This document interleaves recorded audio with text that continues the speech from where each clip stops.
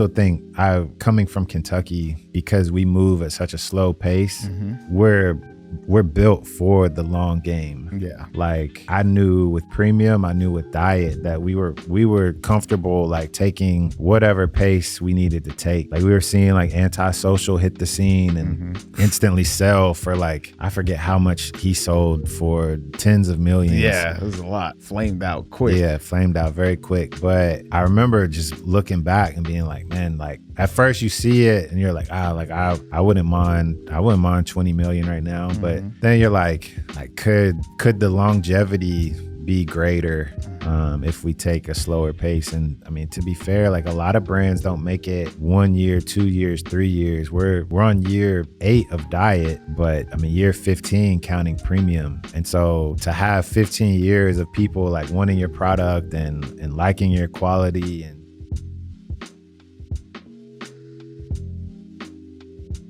What's good, everyone? Welcome back to My First Kicks. This is episode 249, and this week I bring to you another special guest. I'm a big fan of his brand. I mean, if you ever seen me as of late, I'm rocking a lot of Diet Stars Monday. But welcome to the podcast, Davin Gentry.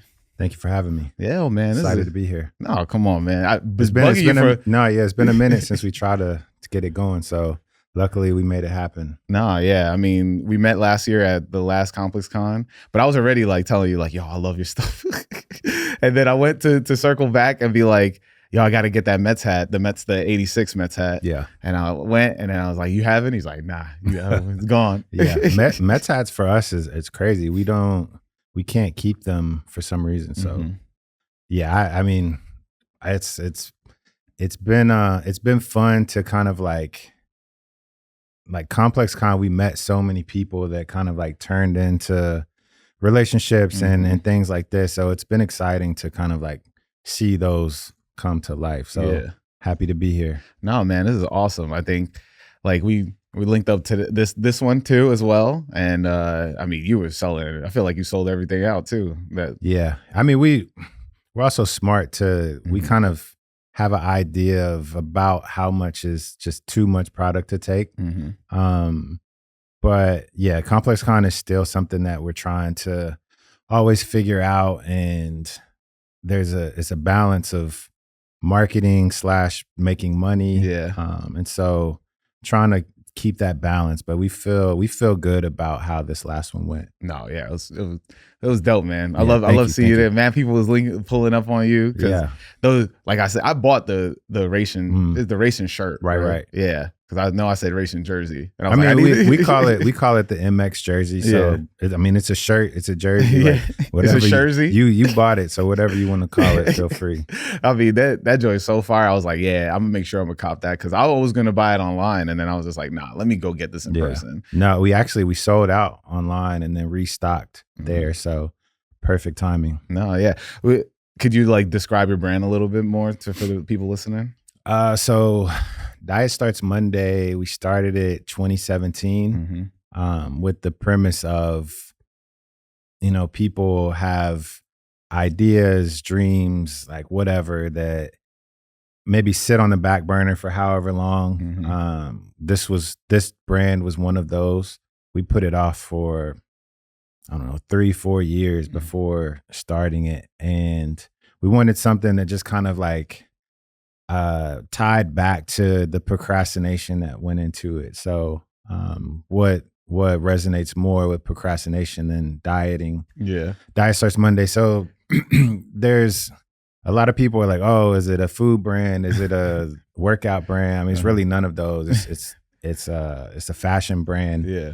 Inspired by just all things that I'm inspired by. So the racing stuff, I grew up in Kentucky. I'm from Kentucky, Madisonville. Hey. And my uncle was like a big like dirt bike, Harley, 4-wheeler guy.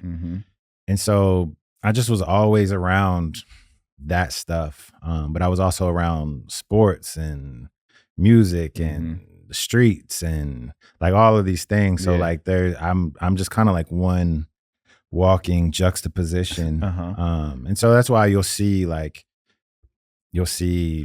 horse racing stuff because obviously we're Kentucky, but you'll see hip hop inspired stuff, or even alternative, like skate. Like I grew up skating, I grew up playing basketball. So I just try to just push all of those things that I grew up like taking part in, put those into the brand. And I mean, we create from like a very nostalgic place. Yeah. Like I grew up in the 90s. So the brand is very like, this jacket is like vintage Carhartt inspired. Like we have a Carhartt factory where I'm from. So everything is just very like meaningful. Yeah. And so that's the brand.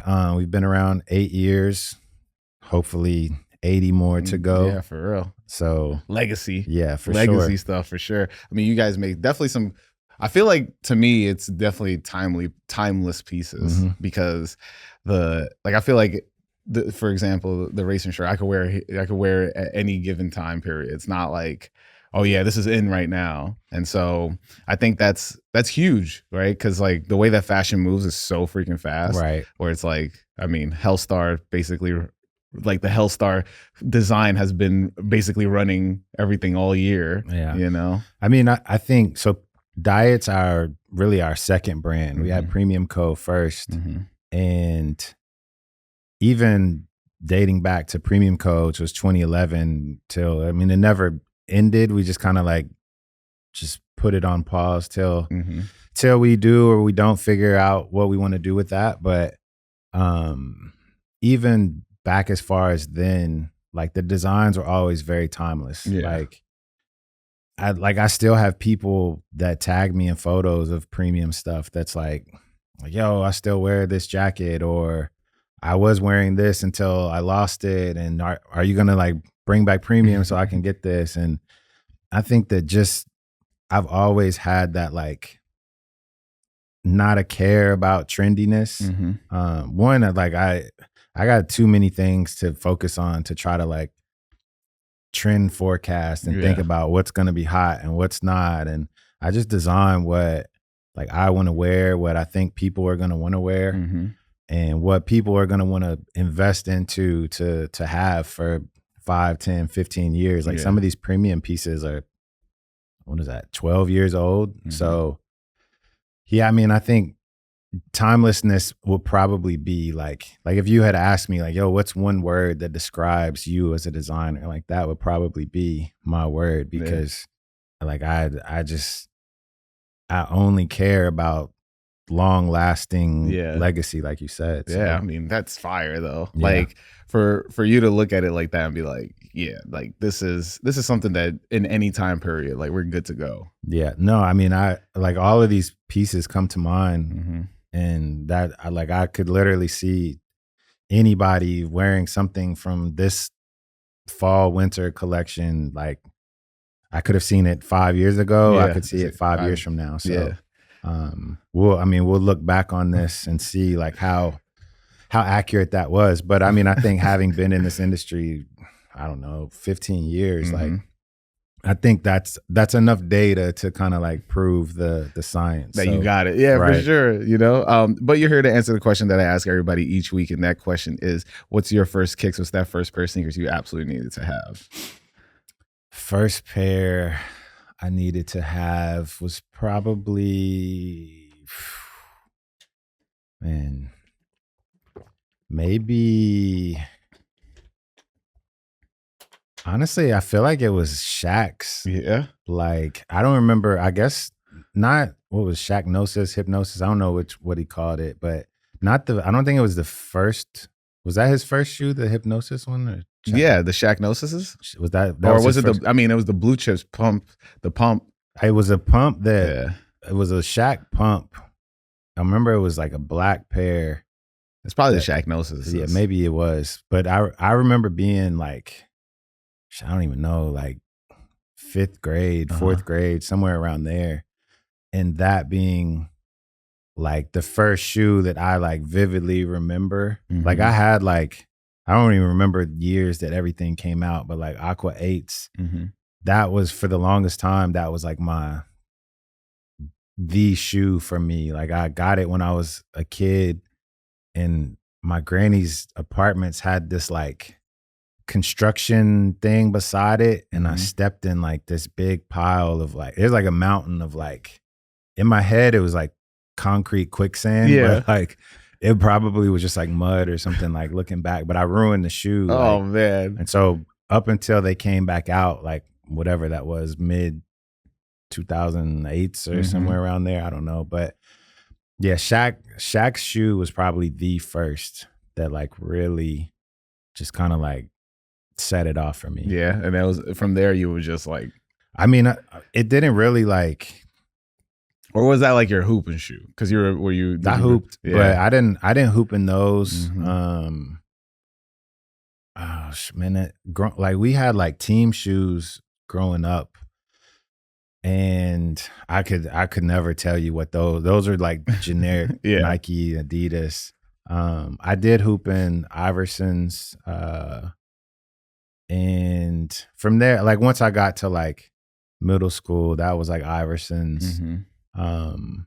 And then high school was everything. But like sneakers for me, like I loved them as a kid, but obviously like when your parents they're getting your shoes, like Yeah.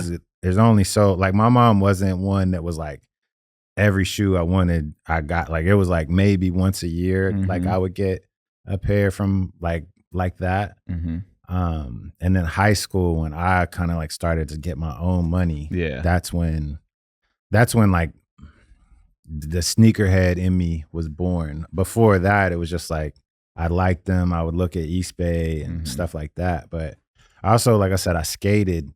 So I was like the kid that would be in like DC's or Etnies or Right. something like this day, and then the next day be in like Shaq's or Yeah. whatever. I'm very like I'm mixed, but I'm mixed also in the sense of like I was very into like a lot of stuff. I just got what you were saying. Yeah, I'm biracial, so Yeah. I was around a lot. Yeah. But so I was into skate shoes, basketball shoes, Mhm. like Wallabies, like Mhm. like everything. So yeah, I've been. You were like traversing the friend, well, the cliques in high school too, for sure. I mean, once I got to high school, for sure, I was done with skating, Mhm. and basketball just like took over. But middle school, for sure, it was like very like half skate, half hooper. Yeah. I mean, that's dope. What was your favorite skater at that time, for sure? I mean, I was into like rollerblading, like aggressive inline is what they called it then. Mhm. But like it's funny now. I just connected with him like years later, like decades after being a skater. But John Julio, Mhm. he was like one that was always in the skate tapes that I like always like loved his style. I can't even really remember like skateboard. I remember a lot just because they were more mainstream, like Mhm. on X Games. Nobody was really inline, like being Right, like, "Yo, I yeah. inline," until the soaps came out, Yeah, and then yeah. Actually, luckily, I never had those.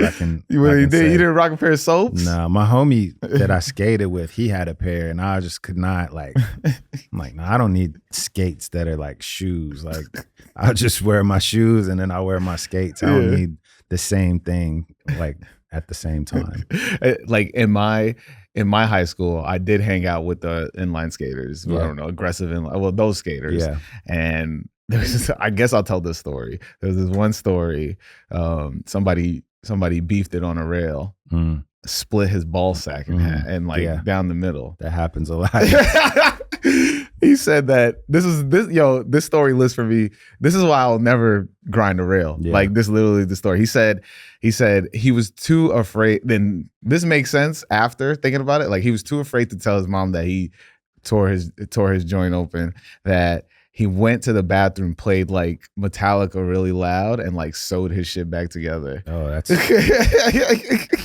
that's too much. And after that, I was like, yeah, nah, I'm not even hanging out with you guys no more after that. Cause that's crazy. How you just openly tell me that story scared me for the rest of my life, man. Yeah. I mean, skaters, there's some skaters that have had some like gnarly like accidents. Like, luckily I was fortunate enough to never like, I did at one time at this like church picnic. Mm-hmm. I did like jump up off this like ledge and try to grind on this like dumpster, and I missed with my front foot, and I like fell and hit my head on the dumpster in front of like the whole picnic. That's like the worst that it ever got for me. Which it wasn't like I didn't like get busted open or anything like that. But concussion? Yeah.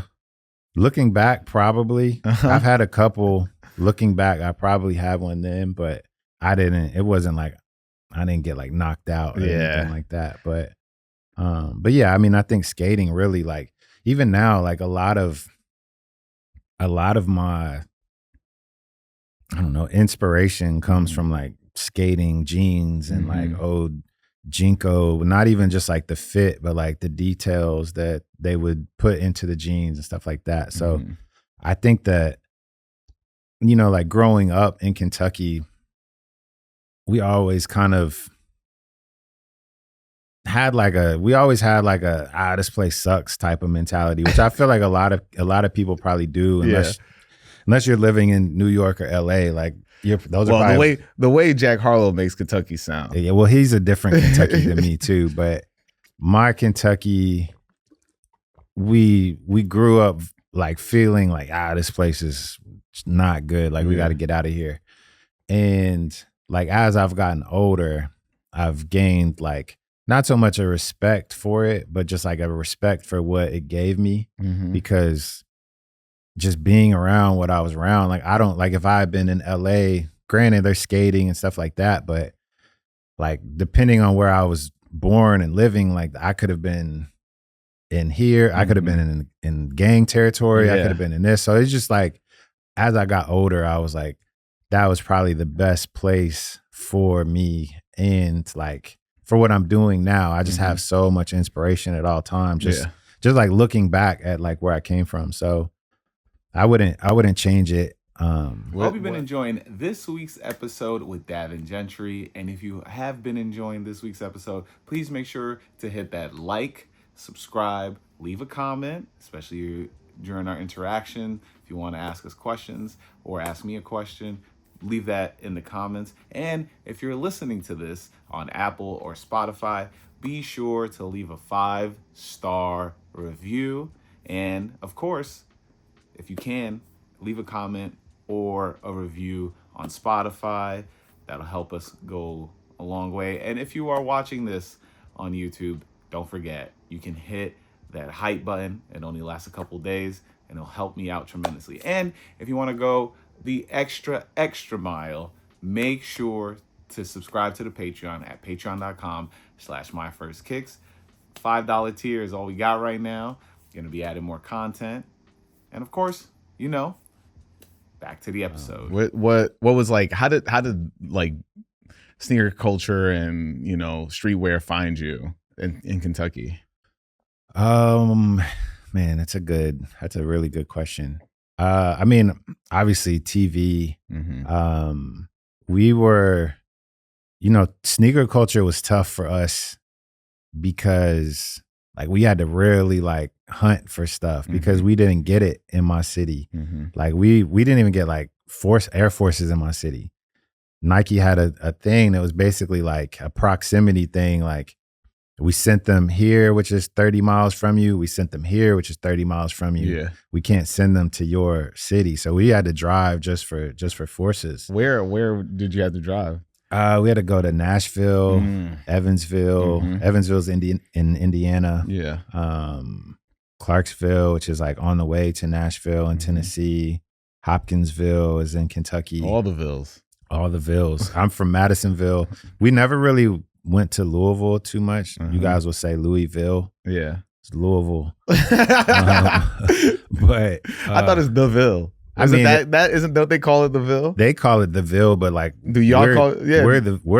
We don't really say the Ville where I'm from, but Madisonville that's enough. But like Hopkinsville, Madisonville, Louisville, Evansville, like I don't know why they named all of them that, but I'm sure somebody in the comments will be like, I'll give you a little history lesson. No, hopefully somebody knows. But so I think then like we saw what we saw on MTV, BET, stuff like that. And then we would have to go out and find it. And then there were the East Bays, which you could find XYZ. But I grew up kind of like always around like a little bit of like an older crowd. I was like always the younger one. And they kind of like, I got to just see where they were getting stuff. Like they were going to Indianapolis and like all of Atlanta, all of these cities, finding Averex and academics and like all of these things. And I actually just told this story the other day, but my mom's fiance when I was in high school, this is kind of when everything really kind of got put into motion for me, which was I wanted an Averex. I still to this day have never gotten one. Hey, now they're back. It's time. No, for sure. I'm actually that's my dream collab is Averex. But with Averex, make it happen. I'm hitting them. We'll see. But my mom's fiance for my birthday, he was like, yo, if you want the Averex, like I'll get it for your birthday and Christmas present because I'm a December baby, so we always get our presents jumbled into one. Yeah. But he was like, I'll take you to Indianapolis, we'll find it or whatever. So we go, and then I find it. It's like $400, and he's like, are you sure you want, like, this is a lot. Like, are you sure this is what you want? Like, you could get so many other things. I'm like, nah, this is what I want. And he's like, all right, I'm gonna tell you, I'm gonna give you a quick lesson. He's like, I could give you the 400 and you can buy this, or I'll give you the 400, you can buy this jacket, which is 200, and then you can use the other 200 for whatever. And so I'm like, all right, let me go look around, like just see what I see. And the jacket he's pulled up was like, thinking back, it was not fire at all. But I saw these gray high tops. I'm like, man, what are these? And then I looked, it was Air Forces. It was gray with like a navy swoosh, navy bottom, navy strap. They were highs. And I'm like, man, like now his deal started to like seem a little bit more sweet. So I took it. I got the Forces, got the jacket that was trash. Was the jacket even leather? No, it was leather. It was just like, I mean, you know, Averex had the name. They had on the back, like Gully was wearing it in the video. Like everybody was in Averex. So like the jacket I bought was probably from a brand like mine, like kind of luxury but affordable. Just they didn't have the name like Averex, and so, but it wasn't didn't even compare. It just was like a leather jacket. But so I got that, but I'd say all of that to say like that's really when like the sneakerhead in me was born. Like from that first pair of Forces, it was like I don't care about nothing else other than shoes. So fashion was like the last thing in my mind. Really, was just like start with the shoes and then figure out the rest. How did that feel going into school that first day? Were you just like, it's funny. So my older homies still to this day, like if we talk like about style or fashion or whatever, they still are like, yo, I remember when you came through with the gray highs and like blah, blah, blah. So, I mean, it definitely, it's two parts to it. I felt like the man at first. Eventually, like a couple weeks later, they shot me right back down because I was wearing them with this Jabot t-shirt like once a week. And so the first week it was like, oh, he killed it. This next week it was like, okay. The third week it was like, bro, like you got to cycle this shit out. And so that's when the homie Cizo told me, he's like, bro, I'm tired of seeing this shirt. Like you gotta put some stuff together. And so that's when like I realized like, okay, it's not just the footwear. It's like you gotta have some stuff too, which I mean, coming from Kentucky, we're like we grew up on Hot Boys and like all of this stuff. So like a white tee, as long as you had a white tee, you could wear pretty much any shoes. But like if you're gonna wear the same Jabot t-shirt every day, you're gonna get roasted. So for sure. so that was a lesson in fashion 101. They're like, oh, it's Tuesday. Davin's pulling up with the Jabot. Jabot. Is he got the Jabot on today? Yeah. That was look, high school, same thing, man. I had this one fit I would always put together. It was like these, when it was summer, it was like spring, summer, whatever. It was like Sean John shorts with my black Uptown, the Lows, black, before they became Black Nasties. Yeah. And then like I had a Fat Farm shirt. And it was like every Wednesday on the dot. Why Wednesday though? I don't know. This is how it happened. Yeah. I mean, I still remember a lot of those moments though. Like I remember my first time on a plane, me and my mom went to Denver for a wedding, and they had like a Cooperstown, I don't know, a Cooperstown store or something. And they had like all the MLB throwbacks. And so I got I would have gone crazy. I got the Nolan Ryan, the Astros with the stripes, and they had the hat. And my school, you couldn't wear hats. I mean, most you couldn't, but mine you could never, except for, it's like one day, I don't remember if it was like, I think it was a picture day or something, you could wear a hat. And so I sat on the jersey and the hat for like, I don't know, 2 months until that day came. And then I came in, and like you would have thought that it was like I was like Mr. 106 in Park or something. Like I remember like just how everybody like acted off that. Cause I mean at the time too, that was probably, I don't even know, like $250 for the jersey maybe. Yeah. And the hat as like a senior, like who like I said, my mom was a hairstylist. Like she wasn't coughing up bread like that for nothing. Yeah. So that was, I think it was like my senior present. She was like, yo, it's your senior year. Like I'll get you this. Don't ask for nothing. Like this is your graduation present basically. But yeah, those early moments really like made me feel a type of way about fashion. But even then I still wasn't thinking like this is something that I'll do. It just was like we had to look good and be fly, and that's all we really were thinking about. And then as I got older, I'm like, man, these little moments kind of like shaped who I became as a designer. So I want to know, like, when did that moment shift where you were like, maybe I should actually start? You weren't like making shirts for people, or like? I did that. So it was, it's funny. It was a dude who came down from another city who painted shoes. He was like the guy, like, oh, like Pinky's coming to town. He's everybody knows. Everybody's waiting on Pinky. It's a white dude that was like cold at like just customizing shoes back then. This is not airbrushing. No, this is just painting, like Angelus paint,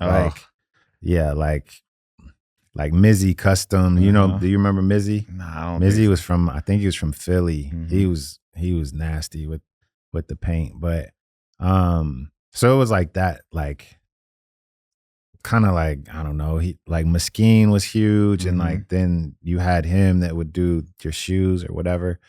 But when he came down, at first I'm like, yo, I'm an artist, I could figure this out.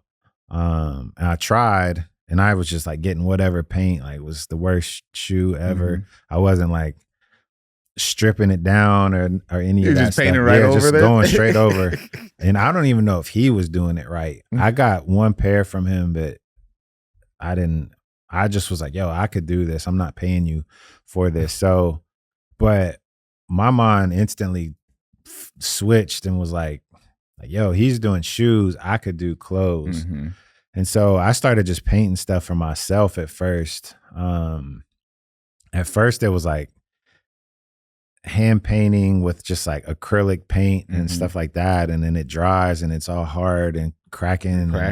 You can't wash it. And then I started to like research and find out about, that's how I found out about Mesquine. And I looked up the paint that they were using and stuff like that. And then even like probably like a couple weeks into it, everybody's like, yo, I want a shirt. I want a shirt. And nobody at the time was really doing custom. It was like, I'll paint this and then you can pick from these, but nobody was like, yo, tell me what you want. I'll paint it for you. You pay me type thing. Yeah. And so I like very quickly, the same dude at CISO that kind of roasted me for the Jabot tee, he was one of the first people that was like, yo, like make me a tee that goes with the, man, what were those? Was it sevens that were like white, gray, purple or something? White, gray, purple? You don't remember those? They were, I think they only came out once. It wasn't like a OG color that got like retro. Mostly white, and then it's got. I honestly don't even remember. I the just triangles remember are purple. I mean, the triangles are gray. I would have to. We had to like research and put it up on the I don't screen. think, but like that's like, I mean, that's like a color that they didn't even name. Yeah, like, probably not. They probably didn't. It just came out and that was it. But I don't remember those. I mean, he always had like I mean, still to this day, like he didn't grow out of sneakers like a lot of us do. Yeah. Like obviously I still love them and partake somewhat, but like he's still like every day is like he's unboxing a new pair and he's 2-3 years older than me. But anyways, he was one of the first people. He was like, yo, paint me a pair to go with these. Was it Flints? I always feel like they just throw Flint on everything. Yeah, I think it was like anything Flint, blue and gray. Sevens or something. Yeah. But so I painted that and then he was everywhere. So like people were like, what was the design on the shirt? Some trash. I don't know. Like all those first shirts are so bad.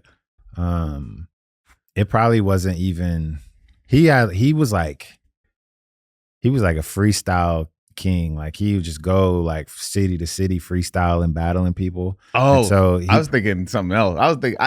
Freestyle. Yeah. Freestyle rapping. You thought dancing or something? Yeah, I thought he was out here. He's definitely not a dancer. But it probably was like something about like him rapping or flyest dude without wings. I think that was his nickname. So it was like, people would come with stuff like that. And then, I mean, honestly, it just kind of exploded in that like Kentucky, Indiana, Tennessee, Georgia, North Carolina, like kind of Midwest, Southern territory. And like before I knew it, I was painting like, I don't even know how many shirts. Like, did you get a nickname? I mean, so my nickname at home is Gully. Gully. And so the shirts were Gully Originals. And so that's just what the brand just like, even now, like it'll be people that'll probably watch this and be like, oh, like I remember I had my Gully Originals or whatever. Yo, post your Gully Originals, man. Tag us in it. My cousin, he texts me every now and then. He's like, yo, I still got a crate of because he was a DJ that like traveled a lot too. And I would make shirts for all of them. But yeah, the shirts, like I was doing that from 2004 till like 2011, like 7 years of like really that being my only source of income. Whoa, really? Yeah. That's fire. At one point I worked at Old Navy for like a quarter, probably like, I don't know, 3 months maybe. For blanks? No, I worked there this was like, I feel like that would have been the move, man. It might have been. It was my homie had a shop when I was in college called Hip Hop Fashions. And I would get like tees from him. And he would just, a lot of times he'd be like, yo, just take some and then just paint me something and I'll sell it here. I'll give it away or whatever. But yeah, Old Navy, I worked at CVS for like a little bit too. I've only probably had like 4 jobs like in life. Wow. And so not that that's like the smartest thing. I mean, no, you believed in yourself. I was just like a struggling artist like most of my life. But yeah, I think like I was in school doing the shirts. I was skipping class to do the shirts. Like I just was not caring about school at all. Like my GPA dropped to like a 1.8 or something because I just was like, I mean, in my head at the time, I probably wasn't even making 500 a week or anything like that. But in Kentucky, like our rent was $270 for the month. So like cost of living was so low that 500 a week, like I had Caprice on 23s. I had a Monte Carlo on 22s. Like, what? I was like, what? I was going crazy. Yeah, I was doing okay. But yeah, the shirts, that was really what, how do I put it? Really what taught me like networking, brand building. Like I was going to DJ conferences, core DJ retreats, like all of these things and handing out. It was almost like I was like a rapper. Like I was the about to say DJs that. were handing out mixtapes. I was handing out flyers like, yo, like I can do your shirts. I can do your graphics for your mixtapes, like whatever. And so I met a ton of people doing this. And like every time I would like kind of have a new iteration of whatever Gully Originals was. I had my Facebook groups and my MySpace that I could just like be like, yo, this is my new thing. Like, if you're interested in this, like check it out. And even with Premium, when we started that, I could just funnel people straight to there. So we just always kind of like, there's people that have been shopping with me in some form or fashion since 04, 05. So it's been how did the transition, like, was it where you were like, all right, I'm done doing Gully Originals? So it kind of just got to where like I was tired of it, one, but two, I just was like, we did this with Premium too, where whenever I kind of like scratch an itch of like, all right, this is what I want to do right now. And then when I check that off the list, I'm ready. I'm like on to the next thing. And what we've realized, like, as we've gotten more experienced, is that a lot of times we've jumped off the wave like too early to where we could have capitalized a little bit longer. I could have done that with the shirts longer. I just was like, I mean, doing it 7 years, like painting all day, like paint stains all over the crib, and it just was like, I was over it. So at one point I kind of was like, I'm going to shift this to screen printing because I can make one design, I can screen print it, mass production. About the same time as when we started Premium Co. And Premium Co., just like all the other things that we've done, just kind of took off really quickly. And like, then it was just like shirts were just like, that was the last thing. That was old news. Like, this is the new thing. Same with Diet. We started Diet, and then Premium was just like, it's over there until it'll come back finally next year. We finally have put things in motion for it, but that's an announcement. You giving me the scoop right here? You probably one of the first to. That's crazy. Definitely the first podcast to get that news. But we've tried for. We have a few brands actually that are like ready to go. It's just like Diet just takes so much of like our energy that it's hard to just get.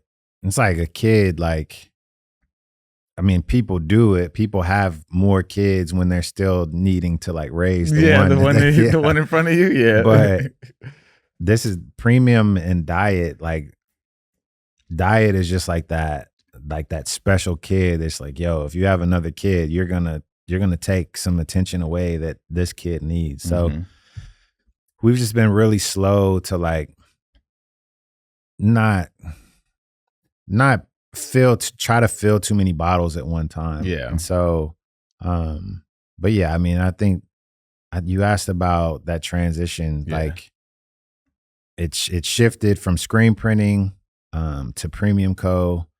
And then Premium Co. was actually jewelry. And then, but I still had like the fashion bug in the back of my head. And so after a little bit, I was like, yo, I'm gonna design some stuff and let's just post it and see what people think. And then we posted it and people went crazy. At that time, crazy was different than what crazy is now. But for us, it was like, oh, maybe they want more than just jewelry. And we did our first shirts actually we made here in New York. I remember the same factory that Kith was using back in, I don't know, 2011, 12, something like that. And we made these shirts. I think we sold them at like 100 and a t-shirt. And we dropped and we probably only sold, honestly, like 20 out of 100. But we thought at first, like, I mean, you could look at that like, it flopped. But we kind of looked at it like, yeah, we sold 20 $100 t-shirts. Yeah, that's crazy. As a jewelry brand. Like if we tweak some stuff, there might be something here. And so we tweaked it. And then as we always do, the jewelry was done and now we were clothing. And then that's wild. You're like, yeah. And so then that kind of like, I mean, years of learning, making mistakes, losing money, investing it in the wrong avenues and things like that. And then we started diet and we kind of had all of these years of like, okay, we know when this happens, don't do this. And so we launched diet and we kind of just like quickly like caught steam and like a lot of, we avoided a lot of those hurdles that we would have had to kind of face if we didn't have premium. So what was like one incident that was like, whoa, never again? Oh man, I mean, we've got a ton of like horror stories that if I like really, I wish I had like a journal that I could like go back and like just revisit. But I remember one time we put probably like, man, we put over, I think it was about 80K into this event in DC. And the night that we were about to launch, DC got hit with like 3 feet of snow. And DC United, the soccer team, was moving into the venue the next week because that was a new team to the city. And it was like, what do? We put all of this money into this event. We can't postpone it because DC United is coming in. We can't hold the event because it's 3 feet of snow outside. Luckily, we were able to talk to DC United and get them to extend like they're moving in for a week. But even on top of that, like we didn't make back the 80K that we put into that event. It was you were hosting the event. Like this is your event? This was a premium pop-up. So premium, I moved to the DMV right when we launched premium, 2011. And so premium was really like a DMV brand. I was based there at the time. And so we did a pop-up. We had done a couple pop-ups in DC, but this one was by far our like most risky. But I mean, we had a really dope concept, really dope build out. But you know, I think what taught me specifically is that we're way more resourceful now than we were then. Back then it was just like, oh, like these artists, they'll do X, Y, and Z for the space.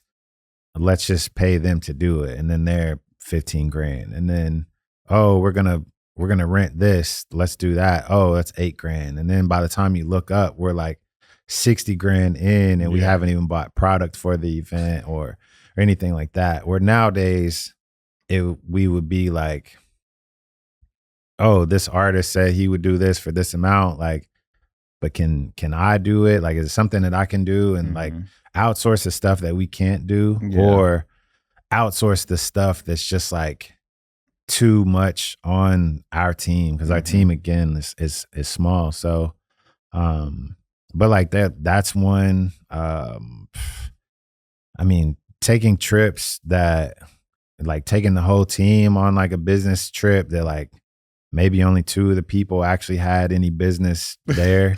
Just taking the whole crew and doing that for like like forever, like the whole time. As we've gotten more mature in the space, like my partner Tyler, he's like as long as you're there, I don't have to go. Like you go, you be the face. Like I'll go to the next thing, or like I'll sit these couple out so that I can go to this or whatever. So divide and conquer type of thing. But yeah, I mean, we've hired people that were just like milking us for thousands a month, and just like so many things that you think are like, oh, but if we have this person full time, like that's going to change everything. Right, and then it doesn't. And nobody really talks about the trials and tribulations of being a business. I mean, and it's tough, man. It's just like nonstop. Like the day to day for me as a designer / founder is very little designing. Like I may get to design once every couple weeks, and it's just like this photo shoot. What's the concept? I got to figure out what we're shooting, what it looks like, who we're shooting, when we're shooting, where we're shooting. I gotta get BTS content because my content performs better than some things. And how much do we want to spend? Because we know that the consumer doesn't really want to see this type of content, but you have to show this type of content to look the part of a brand like in our space. And then the warehouse has issues, and like I got to troubleshoot this, or I got to manage this argument between these two. And it's just like so much that like if I had a camera crew to get all of it, people would probably be like, yo, like I don't want to do I don't want to be I be telling people sometimes that are like, yo, I'll do anything to trade my 9 to 5 at this spot for like your spot. And I'm like, you probably wouldn't be able to handle like what all we have to deal with. No, like it takes, I feel like you're working 24/7. Oh, 1000%. And it takes, I don't remember who said it, but like, it definitely takes somebody that's like kind of psychotic to like be in this, like the hours. And like in our brand is not like we're the decently sized brand, but like there's brands that are 20 times the size of us, which granted, then you can kind of have the funds to pay a lot more people, but then the stakes are higher because of XYZ. It's all a machine that you're feeding. And the bigger the brand, the more expensive the machine to feed. But yeah, I mean, obviously, like I say all of that, and I wouldn't change what I do for anything, but definitely is not, it's not as like, it's not as glamorous as people think. Yeah. I do think it's like, I mean, it's what we show on social media. Right, too. of course. And it's like that idea that people are just kind of being like, yeah, it's the, I don't know if it's like Malcolm Gladwell or whatever. But there'd be people online that'd be like, you know, if you do the X amount of hours or whatever, then, and you show, if you're only just, you're not showing all 10,000 hours. Of you're course. showing one glimpse. Right. Yeah. You're showing the finished product most of the time. Yeah. You know? I mean, and I always say like, oh, I'm gonna be more honest with what actually goes into it. But I mean, and in these instances, I am honest. And I think people, that's one of the takeaways from ComplexCon is just people like, yo, you need to do more podcasts, because I listen to yours all the time. You drop so many gems. Or even one of the last podcast I did, the homie was like, yo, like your podcast was my most downloaded podcast. And I think most of the times the questions don't let you speak too much about the negative. I mean, I don't even know if I would call it negative, but just like the bad parts of like what we deal with, the stress, the times where you've spent $250,000 on product that don't come in when it's supposed to, and that was your last $250,000. And so now what do you got overhead, you got New Era invoice, you got this, you got that. And then so it's just like there's a lot that people don't, I think sometimes I think people don't want to know about that stuff too. But I also feel like it's the thing, the people that do want to know are the people that are kind of wanting to pursue this or like in some sort of fashion. I think too, I think what I noticed about ComplexCon in my head when I do these podcasts and interviews and things, it's like I'm doing it for the consumer to like hear blah blah blah, but which part of me is, but part of me I'm seeing that like it's a lot of brand owners that are coming up like, yo, like I've never related more to a podcast because like the same thing that you went through, I'm going through, or what you went through made me look for this so that I didn't go through it. And so, I wish that more people did kind of touch on it, but I guess that's what I'm here for. Yeah, that's what you're here. That's what you're here to do. I do think it's like, I mean, I always do. I talk about my trials and tribulations while making the podcast and traversing this space as well, or podcasting in general. And I try to make sure that, you know, because there's always going to be people that want to, oh, I got a mic, I can do it, you know, but it's like, sure, you have a message. Do you, you know, where do you want this to go? And then, you know, we talked about being intentional earlier with your brand too. It's just like, that's the thing. If you're being intentional, you're not just like going for what's hot, that's going to give you the instant, you know, the instant 100,000, whatever, right there. It's going to be a longer journey. It's going to be a lot more different ups and downs. And, I wanted to ask you, like, you know, dealing with that, like how have you been able to not be like jaded of people and like trusting people and stuff like that? I mean, I definitely have trust issues. But I'm also like, this is one of my biggest gifts / curses, is that oftentimes I see another angle that most people around me don't see. And I say that it's a curse because sometimes I play devil's advocate too much to where maybe I'm a little bit more like understanding than I should be in a situation, or like my partner's ready to like fly off the handles. And I'm like, well, like, what if this was the reason, or what if this is what they meant, or whatever. And so I'm saying we, because we analyze it quite a bit, because it comes up a lot where I'm like, well, what about this? And then my partner's like, no, like this, like, let's be mad. Like, this is what we need to do. Yeah. And so, but I think as far as like trusting people, I mean, one, I don't let people, I don't tolerate too much disrespect. And once I feel like it's disrespect, then it's just like, I don't know too much about like signs and things like that, but I'm a Sagittarius, and like once I feel like it's disrespect, like it's a wrap. Yeah, it's dead. So, I think that all of these like issues that we've faced over the course of a decade and a half, they become indicators to us. Like, okay, we saw these symptoms before, and this is what it led to.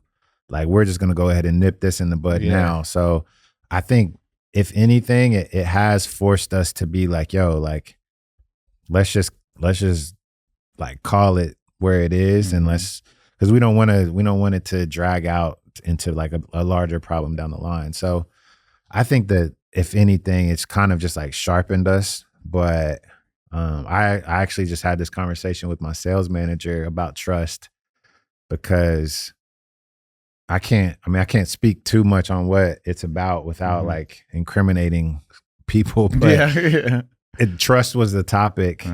And he was just like, yeah, but I don't trust it.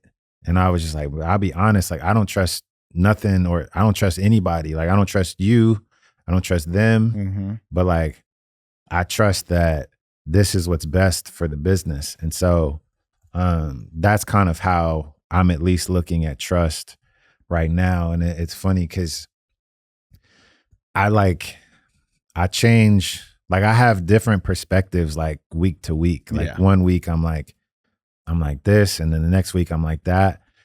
And so I say it's funny because like there was a guy that's like in our office who was like, this is how it has to be. And then the next day that was the way it was. And then he was like flipping out, like, nah, I don't want it that way. And everybody's like, but that's what you wanted. Yeah. And then he was like, yeah, but I'm not the same person today that I was yesterday. And I laughed, but I'm like, that's me. Like some days you see things a little bit clearly, like as you've had time to like sit with it. And I also think coming from Kentucky, because we move at such a slow pace, we're built for the long game. Yeah. Like I knew with premium, I knew with diet that we were comfortable like taking whatever pace we needed to take.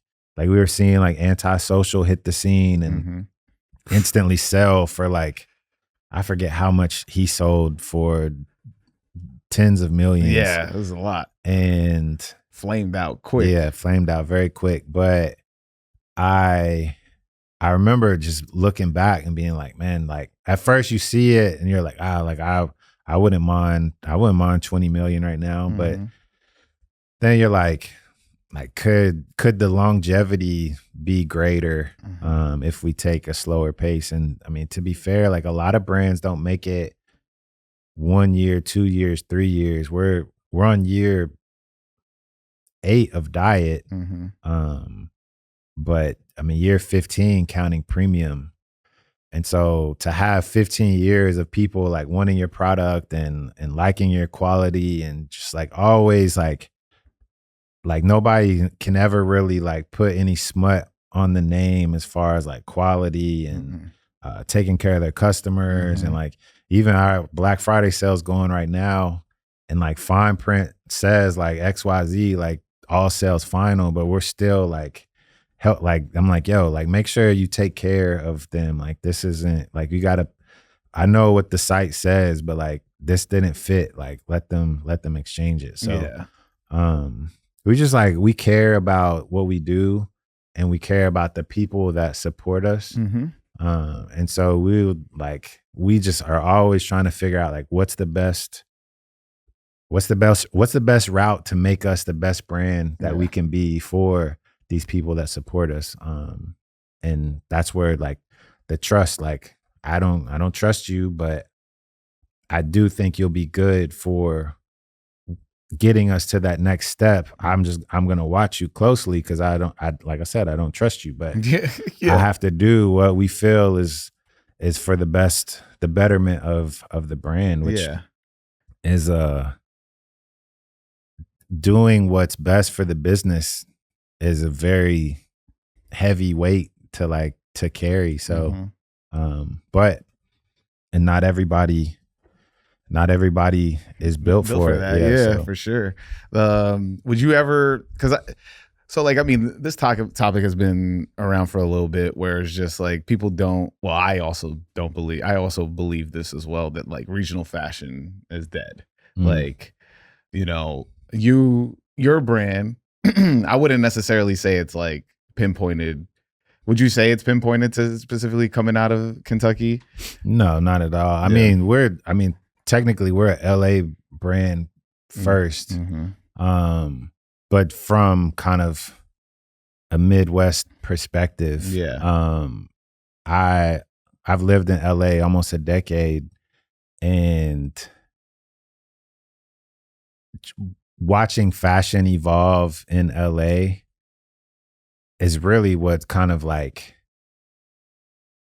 made me harness that Kentucky design inspiration, because I would just see people like Like you'll be in Malibu and you'll see this guy and he's just like finished surfing and he's got like a vintage Kentucky Wildcats sweatshirt on. I mean, it's just all like kind of centered around vintage. But I think just because I'm a very observant person. Like as a kid, just like always, I was always kind of quiet, but I was always like sitting back, like watching, peeping, studying. And so I think that like inner child, like the way this sounds weird to say it out loud, but like that inner child of mine is still like in Kentucky, like running around Madisonville, like, and I'm still seeing like what I saw in the 90s. Like I'm seeing what I saw at like AAU tournaments and I'm seeing what I saw like at my uncle's. My uncle had a shop that worked on like alternators and starters and stuff. And I'm seeing what the people wore when they drove their Corvette for him to like fix their starter and stuff like that. And so I just was like so like fascinated by the style of it. And nobody was even trying to be stylish. It just was like, that's just like, I live in the Arts District in LA, which is about a block from where Skid Row ends. And so that's wild. It's very wild. And you don't get used to it at all. You do like the wow factor is still like, it's not as high as like obviously when you first see it, but like you still drive through and you're like, damn, this is fucked up. Yeah. But I see so many people that are like, I have like, if I went through my phone, I probably could make a folder of like 50 images of like me riding through Skid Row on the way home and seeing somebody wear something. I'm like, man, that's a fire outfit. And so I think that part about it is like what just kind of has stuck with me is like, it doesn't have to be like $400 t-shirt or $1,200 hoodie or whatever. Like it could be something that you found at the thrift shop or whatever. And I ComplexCon was a good example of this. Like if you went through the stuff on the rack, it was very like thrifty. Like it was like, you might find this racing jersey like you found, but then you might find this vintage like rock inspired t-shirt or the totes you were doing. The totes, those were one of our factories had like, he had to move, and when he moved he found like all these old like t-shirts of ours that he just like so like say you put in an order for like 100 t-shirts, a lot of the times with cut and sew there's damages in sewing, damages in dye, like whatever. And so the factories will oftentimes make like 5-10% over just to have like, in case there's a damage. And so he had all of these like boxes of damages. And I'm like, man, I don't know what we can do with it other than like, I'm like, we could repurpose it and like distress them and make it kind of like thrashed. Or I'm like, or we could just do a bunch of stuff. And so we did the tote bags where we cut the panels up, put them on tote bags. If this t-shirt was damaged on the left side, we would cut the right side off and then put a left side of another shirt that was damaged and kind of like Frankenstein them together. That's fire. And so being creative, man. Yeah. I mean, honestly, like we didn't really get a chance to like really tell that story at ComplexCon. And that's kind of like the biggest misstep, I think, for us is like you get so caught in the weeds that like obviously hindsight is 2020, but like looking back, I'm like, we could have really just told that story and that been our thing. But just was like, you're trying to do this, you're trying to make sure the product got in, you're trying to make sure like, and then ComplexCon itself is so chaotic that like they're not putting your walls up when they're supposed to, and the closet's not in the right location, and there's supposed to be a door that goes here, but it's not here, but that's where we're supposed to sell our product out of. And so all of this stuff kind of like you go, it's almost like a fight, or like, let's just call it a boxing match. Yeah. You round 5 at that or point. Even just like you go into it with a game plan. Like Brian Norman just fought Devin Haney, and Brian Norman got dropped in the second round. Like Norman went in with a game plan until he got dropped. Like your game plan shifts, and that's how ComplexCon was. Like we went into it with a game plan. ComplexCon dropped us, and then we just kind of like our game plan went out the window. But hey man, it's still like one thing. It was great, man. One thing about us is we'll always be able to make it like worthwhile, make it make sense. But yeah, I wish that we had focused more on the storytelling part, but it's just like it's so chaotic. Like people coming up and then they want to do this interview, or they want this person from this TV show, he's going to do an interview in your booth, so you got to get out. And it's just, but it's like I was with my homie from Hoka this morning, and he was asking about it, and I was just like, man, we have to be there, because there's no other moment for our space that even comes close. So you got to figure out how to be there and how to make it make sense for whatever you're trying to do. Are you trying to get the marketing out of it? Are you trying to get the money out of it? Is it both?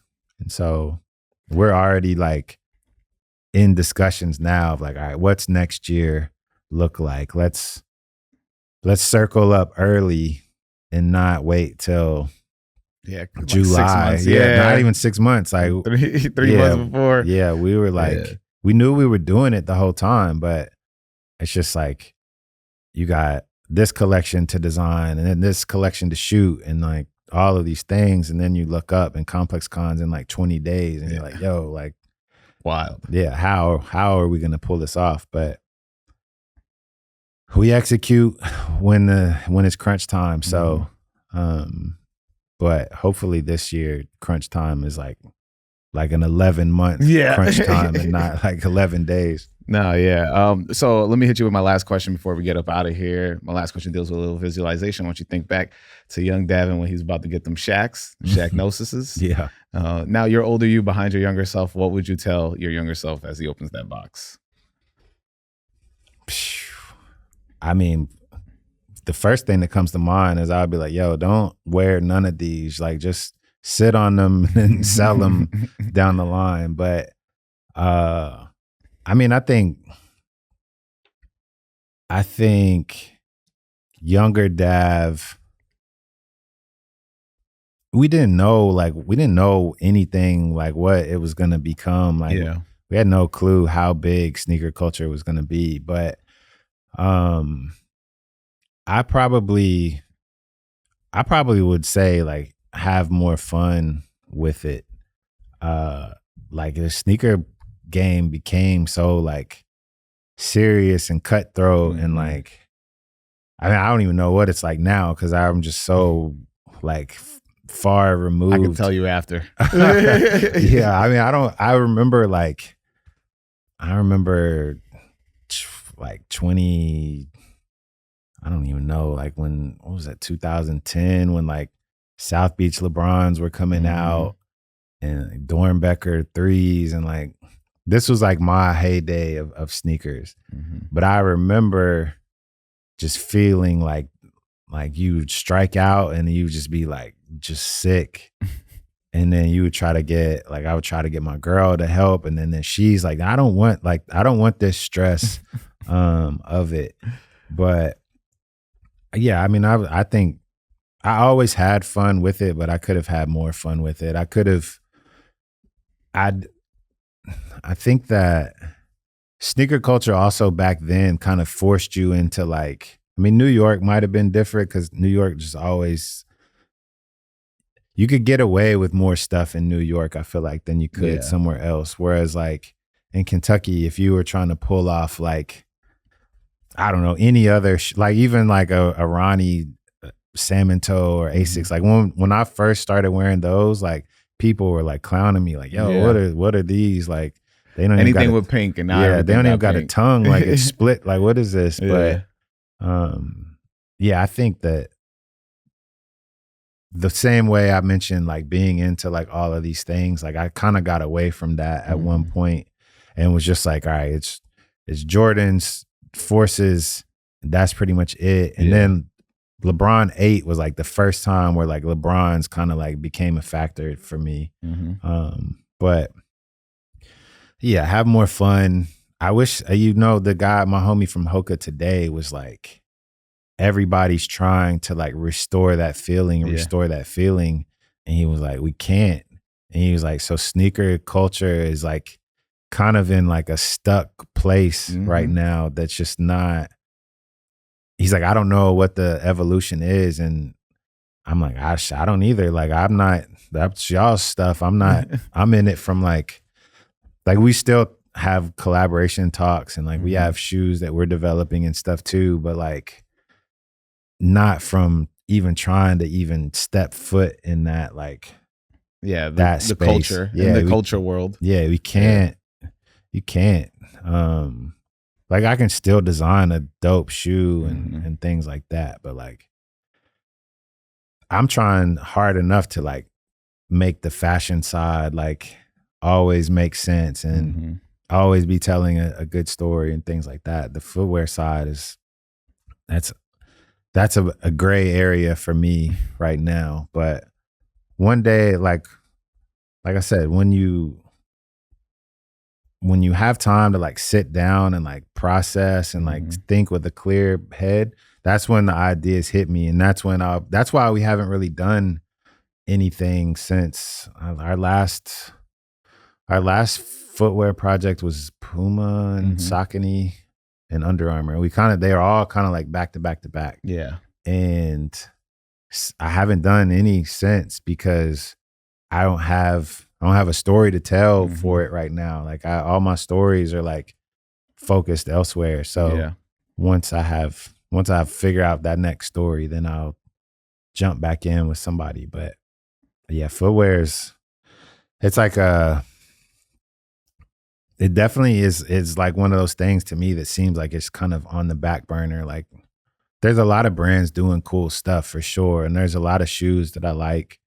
But like that feeling, and maybe it's just because we came up in like the heyday of it, that's just like, yeah, it's hard to replicate. Yeah, it's like music. It's like people drop new music and we're like, like what's like, this ain't nothing like the old days. Like that's kind of how it is with sneaker culture. But it'll come back at some point, I imagine. It always, I won't say it always does, because I don't know that we've seen this part of the sneaker world, but I'm sure that there's going to be another Virgil that does something that shakes it up. So hey, it could be you. Could be, probably not, but I don't know. That's a tough role to fill, but let everybody know where to find you. Don't find me. No, Davin_Gentry, Instagram. Diet starts Monday.us. We're in pretty much all your top boutiques. We're doing Paris Fashion Week in January and trying to open up some international doors. Fire. We're in pretty much all your best Nordstroms. Find us there. Find me at Nordstrom and dietstartsmonday.us. And other than that, I'll kind of just be laying low. I'm always like kind of like I'll pop out for a podcast like once a year and then I'll go back into hiding. Huge honor. Honor. Thank you. No, I'm honored to be here. So I have fun. Man, appreciate you. You know where to find me. Who is Haas on social media? Going to pass it to myself to talk about the Patreon. Don't forget to sign up for the Patreon, patreon.com/myfirstkicks. All of that. Peace. I hope you enjoyed this week's episode with Davin Gentry. You know, we learned a lot about Diet, his journey growing up in Kentucky. I really loved our conversations about ComplexCon and his mindset going into them. Also, like, what does it take to really run a business like that? You know, I've been a fan of Diet for a little bit. It's more relatively new to me. And I didn't really know a ton about his journey. So like learning about that with y'all was really cool. I really thought that we really got to see the different sides of like how that business is ran, because the soonest, for me, if you're on Instagram, the soonest you click on or like you like one of his pictures, you're seeing a lot of diet after that. Like it's funny because like the first time I saw diet was with, they did like a all green new era drop, and their Mets color, like the Mets hat was so fire. And I just thought the name of the brand was just hilarious to me. Diet Starts Monday. Like it's something that we say, especially with January coming up, and like we always like, yep, we're gonna start that diet, like all that procrastination. And me, the king of procrastination, as I talked about, it took me forever to even start this podcast. So I really resonated with that, and it really spoke to me. So I've been really tapped into what Davin and his team has been putting out, and I really love just like the aesthetic of the brand. So having him on was really cool, and hearing what he had to say about his trials and tribulations and everything that goes along with that. Like it's really heartfelt, and I'm hope y'all hear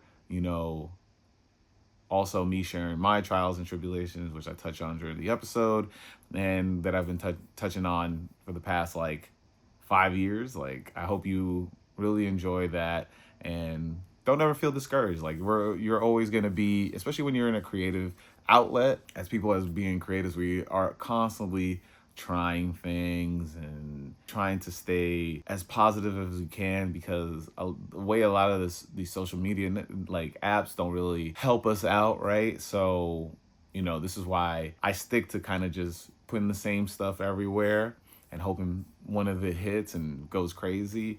And then we got YouTube, we got the Patreon. If you found me throughout like any of these apps, like really appreciate y'all for sticking around. I got pushback last week or a couple weeks ago because I didn't shout out my boy Chris, who's been listening since episode 1. He said I didn't shout him out specifically. So this is your shout out, my boy. You've been diehard listening since episode 1, and forever grateful for your support, especially since episode 1. Like, man, it's been 5 years, and you've heard the ups and downs and all this other stuff. So really appreciate you for staying locked in with me. And it also goes for like everybody that's all just like tapped in with me and found me through, I don't know, being posted on Complex, or like somebody put you onto the podcast. Like everybody's welcome, new, old, first time, long time. It is such an honor to be able to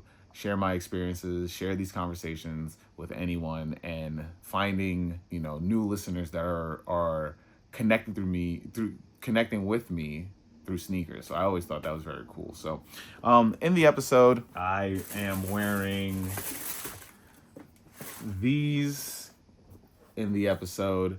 These are the Adidas Dios Superstar XLG. They're oversized. They're oversized shell toes. There we go. They're oversized shell toes.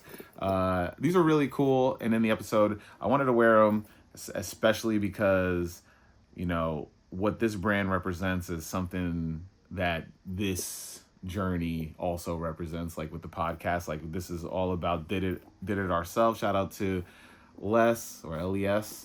LE$.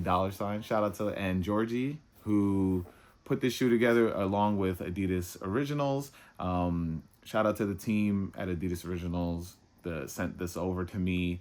I didn't get a chance to immediately put these on, so like they had a block party in Houston, because the brand is based out of Houston. They had a block party in Houston, and they really like shelled out. Like I followed Les immediately after, because Trey posted that he got the friends and family pair, which also is fire.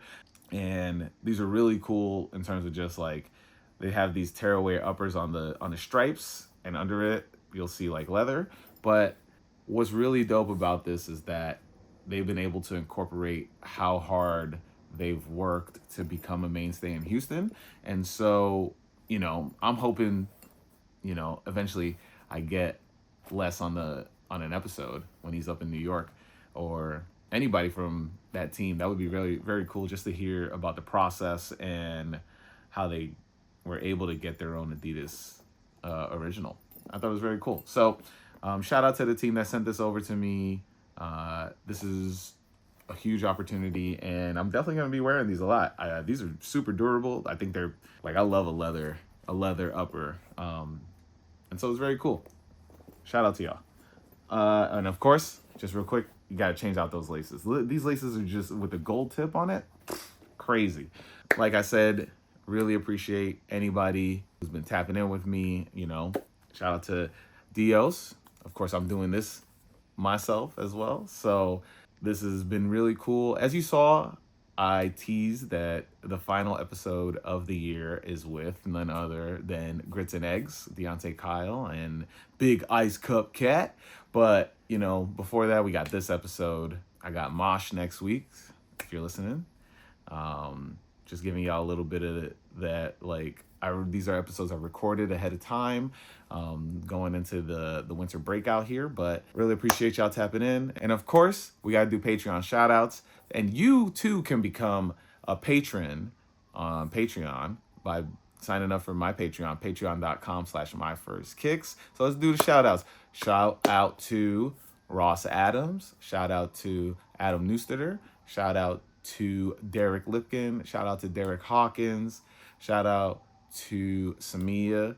Shout out to Plox. And then shout out to Jordan Kaiser. But we are one more patron away before the Patreon exclusive episode during the winter break, because I've been saying the winter break, so my job gives me the week of Christmas off. So I'm going to catch up on a lot of stuff, especially for Patreon, mainly focusing on the Patreon and adding more to it during that break, and making sure that I unload all this backlog stuff and people can check it out. I'll probably edit some videos together and stuff like that. I'll do some extra episodes like the ones I promised before, about BFF and trip to Portland, probably a ComplexCon roundup, just to give y'all the essence of what I was able to see. We also got, I'm possibly doing a solo episode. I don't know if I'm going to start the year off with it, or if not, hopefully I got a special guest to start the year off next year. But I really appreciate y'all for tapping in this week. Hopefully, maybe you cop some diet. Hopefully, I got some merch coming. It's in the works, and it's very cool. And of course, if you want to check out more of the podcast, check out these 2 episodes here. And if you want to subscribe to the podcast, click that button right there. And of course, what we say each week, wear your kicks. Peace.